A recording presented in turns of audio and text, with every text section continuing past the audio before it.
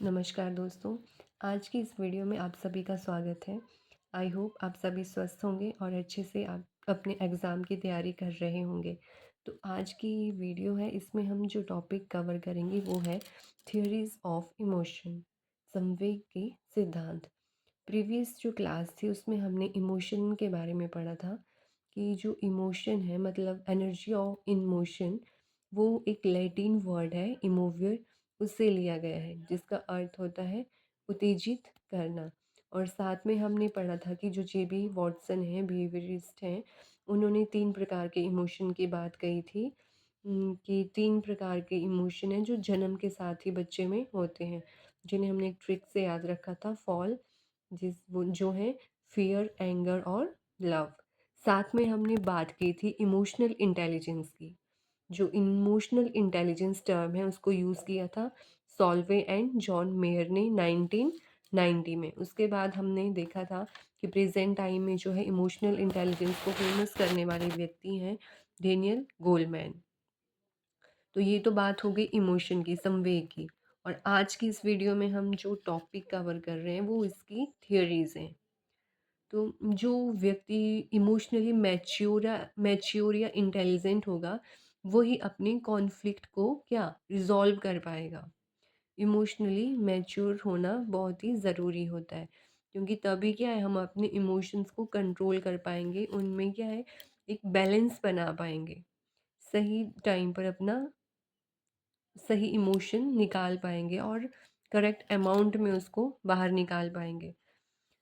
तो इसमें जो है सबसे पहले हम बात करेंगे पॉल एकमैन की। उन्होंने कहा था कि 6 बेसिक इमोशन होते हैं। उन्होंने 6 बेसिक इमोशंस की बात की थी, जिन्हें क्या है, फेशियल एक्सप्रेशन से पहचान सकते हैं। उनका कहना था कि ये 6 प्रकार के जो इमोशन हैं, ये हमारे फेस पर दिखते हैं। हम किसी भी व्यक्ति का फेस देखकर इन 6 प्रकार के जो बेसिक इमोशन हैं, इनको पहचान सकते हैं। तो इम्पॉर्टेंट है कि पॉल एकमैन ने कितने इमोशंस की बात की थी, उन्होंने 6 बेसिक इमोशंस की बात कही थी। और ये 6 जो बेसिक इमोशन हैं, ये हैं anger, disgust, fear, happiness, sadness, surprise. अब आप जो ये 6 इमोशन हैं, इनका जो है आप फेशियल एक्सप्रेशन के थ्रू इनको पहचान सकते हैं। जैसे एंगर है, एंगर में क्या होता है, क्रोध है, क्रोध आता है, गुस्सा आता है, तो क्या होता है, हमारा फेस जो है लाल पीला हो जाता है गुस्से से। जब डिस्गस्ट, घृणा, जब हम किसी से घृणा करते हैं तो हम बड़ी गंदी सी शक्ल बना लेते हैं, जो हमारे फेस को देखकर पता लग जाता है। फियर है, जब हम किसी चीज़ से डरते हैं तो क्या, तो हम एकदम भौचक्के होकर रह जाते हैं ना, तो भय का भाव होता है। हैप्पीनेस, जब हम किसी चीज़ से खुश होते हैं तो हमारा चेहरा बिल्कुल हंसमुख सा होता है, सीना चौड़ा करके खड़े हो जाते हैं कि हम खुश हैं। उसके बाद सैडनेस, सैडनेस में क्या है, मुंह लटका लेते हैं हम। सरप्राइज में क्या है, जब कोई एकदम से हमें सरप्राइज करता है तो हम बड़ी बड़ी आंखें करके आश्चर्यचकित हो जाते हैं। तो ये 6 इमोशन है जिनको हम फेशियल एक्सप्रेशन के थ्रू पहचान सकते हैं। नेक्स्ट है इसमें रॉबर्ट प्लचिक। अब जो रॉबर्ट प्लचिक है, उन्होंने संवेगों का एक चक्र दिया है, व्हील ऑफ इमोशन दिया है, जिसमें क्या है, बहुत सारे इमोशंस हैं, बट इन्होंने 8 बेसिक इमोशन बताए हैं और इन्हीं 8 इमोशन से क्या है, बाकी के इमोशंस बनेंगे। अब ये जो 8 इमोशंस हैं, इनके 4 पेयर बनाए गए हैं, जो एक दूसरे से क्या है, अपोजिट है। तो इम्पॉर्टेंट है कि जो रॉबर्ट प्लचिक है, उन्होंने 8 बेसिक इमोशंस की बात की है, और पेयर पूछेंगे तो 4 पेयर्स की बात की है, और वो भी क्या, एक दूसरे के अपोजिट हैं जो पेयर में इमोशंस होंगे। जैसा कि आप यहाँ पे देख पा रहे होंगे, एक सर्कल बनाया हुआ है, उसमें क्या है, जो फर्स्ट इमोशन है वो है जॉय, और जॉय के बिल्कुल अपोजिट में सैडनेस, ट्रस्ट, ट्रस्ट का अपोजिट डिस्गस्ट, और एंगर का फियर, एंटिसिपेशन का सरप्राइज। तो ये वो 4 पेयर हैं जो एक दूसरे के अपोजिट हैं। अब जो नेक्स्ट थियोरी है वो जेम लेंज का सिद्धांत, जेम्स लेंज थ्योरी। अब जेम्स लेंज जो है, 2 व्यक्ति हैं, जेम्स ने ये शुरू किया था और बाद में लेंज ने इनको ज्वाइन किया था। तो इनके अनुसार क्या है, जो सोशियोलॉजिकल अराउजल है वो क्या होगा, वो आएगा, उससे फिर क्या है, कोई इमोशन जनरेट होगा।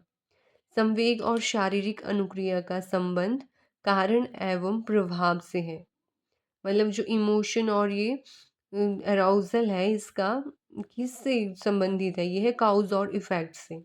जैसे आप नीचे ये डायग्राम देख पा रहे होंगे, क्या है, सबसे पहले अराउज़ल है। अराउज़ल में क्या है, आपने स्नेक देखा। स्नेक को देखकर क्या हुआ, हार्ट बीट बढ़ी, स्वेटिंग, पसीना निकला। अब हार्ट बीट बढ़ने के बाद और पसीना निकलने के बाद क्या हुआ, कौन-सा इमोशन जनरेट हुआ? वो हुआ फ़ियर का। आपको डर लगा, या मुझे हमें स्नेक दिख जाए तो क्या है, हमें डर लगता है, तो फ़ियर वाला इमोशन जो है जनरेट होगा। तो ये बात की है जेम्स लिंच ने कि पहले क्या होगा, कोई अराउज़ल आएगा, उसको देखेंगे, फिर जो भी रिस्पॉन्स है वो, और उसके बाद क्या होगा, कोई इमोशन जो है वो जनरेट होगा। इसके बाद जो नेक्स्ट थियरी है वो है कैनन बार्ड सिद्धांत, कैनन बार्ड्स थियरी। ये भी दो लोग हैं, कैनन और बार्ड। इनके द्वारा क्या है, जेम्स लिंच के सिद्धांत का विरोध किया गया। अब जो कैनन और बार्ड हैं, इन्होंने बिल्कुल अपोज किया है जेम्स लिंच के सिद्धांत को। इन्होंने कहा कि जो सोशियोलॉजिकल अराउजल और इमोशन है वो दोनों साइमल्टेनियसली होते हैं। मतलब दोनों क्या है, इकट्ठे आते हैं, एक साथ वो आते हैं। जैसे आप देख पा रहे होंगे इमेज में, पहले क्या हुआ, अराउजल हुआ। अराउजल में क्या है, आपको स्नेक दिखा। तो अब स्नेक दिखने के बाद ऐसा नहीं होगा कि आपको पहले पसीना आएगा या हार्ट बीट बढ़ेगी फिर इमोशन जनरेट होगा, नहीं। इन्होंने कहा कि दोनों चीज़ें इकट्ठी होंगी। मतलब आपको पसीना, स्वेटिंग भी आएगा और साथ में आपको डर भी लगेगा। जो इमोशन है वो साथ में साइमल्टेनियसली जो है जनरेट हो जाएगा। तो ये बात की आपके कैनन एवं बार्ड ने, जो बिल्कुल उल्टा है जेम्स लिंच के सिद्धांत के, क्योंकि उन्होंने कहा था कि पहले क्या है, अराउज़ल आएगा फिर इमोशन जनरेट होगा, और इन्होंने कहा कि दोनों चीज़ें जो है साथ में होंगी।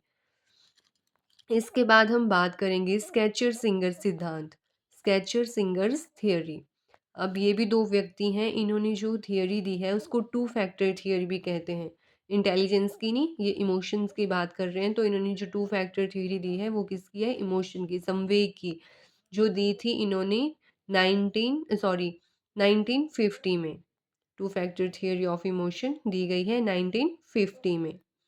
अब जो अराउज़ल है वो क्या करता है, कॉग्निटिव लेवल देते हैं, कॉग्निटिव लेवल। अब जैसे एग्जांपल ले लो, कोई स्नेक है, उसको देखकर जो है हार्ट बीट फास्ट हुई, तो किस कारण से हुई, डर से, हम दौड़ रहे थे उस कारण से। तो जो माइंड को जो मैसेज जाएगा उसके हिसाब से इमोशन जनरेट होगा। जैसे अराउज़ल तो हो गया स्नेक, अब स्नेक को देखकर क्या हुआ, हार्ट बीट भी बढ़ी, स्वेटिंग भी हुई, और कॉग्निटिव लेवल भी होगा कि क्या है, क्या मैसेज गया कि मैं डरा, आई एम स्कैर्ड। तो फिर उसके आधार पर जो इमोशन जनरेट हुआ वो हुआ फ़ियर का।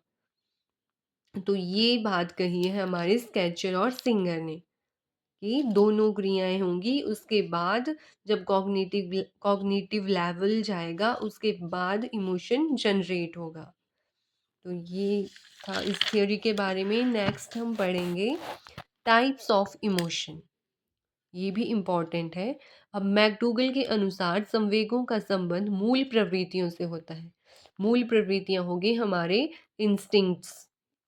अब मैकडूगल ने जो है 14 इंस्टिंक्ट जिनसे एसोसिएटेड 14 इमोशंस हैं वो दिए हैं। क्वेश्चन पूछा जा सकता है कि मैकडूगल ने कितने इंस्टिंक्ट्स की बात की है, मूल प्रवृत्तियों की बात की है। उन्होंने की है 14 मूल प्रवृत्तियों की बात, जिनसे जुड़े हुए हैं 14 इमोशन। आप नीचे ये देख पा रहे होंगे, ये 14 जो मूल प्रवृत्तियां हैं, इंस्टिंक्ट्स हैं, वो हैं, और जो इनसे जुड़े हुए एसोसिएटेड इमोशन हैं ये वो 14 इमोशंस हैं। जैसे एस्केप, लायन का हो गया भय, fear, combat, anger, repulsion, disgust. वैसे ही नीचे और देख सकते हैं आप, grouping, loneliness, laughter, um amusement, मतलब इनसे एसोसिएटेड हैं, जुड़े हुए हैं, रिलेटेड हैं।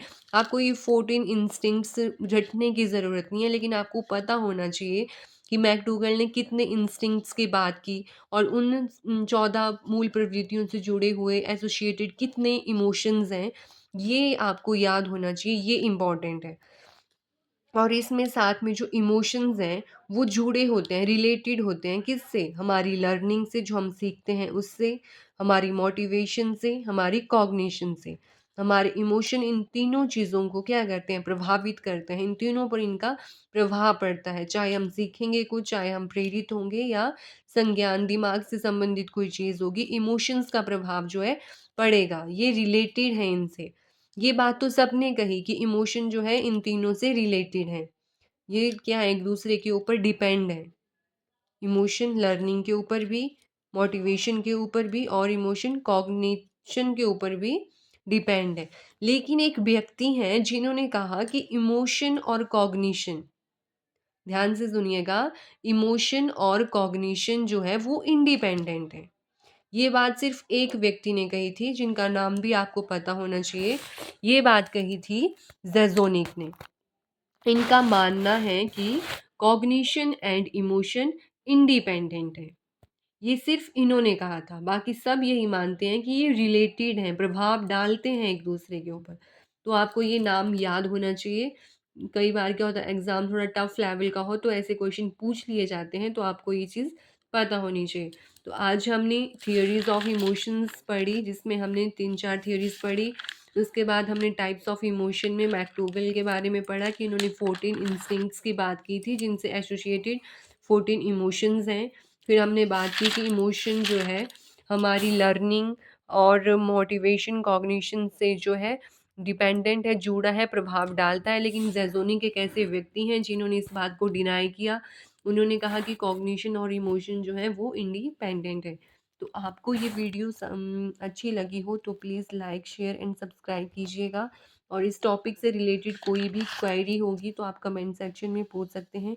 मैं पूरी कोशिश करूँगी कि आपका जो भी डाउट होगा, जो भी क्वेरी होगी, वो मैं दूर कर सकूँ। तो इसी के साथ धन्यवाद।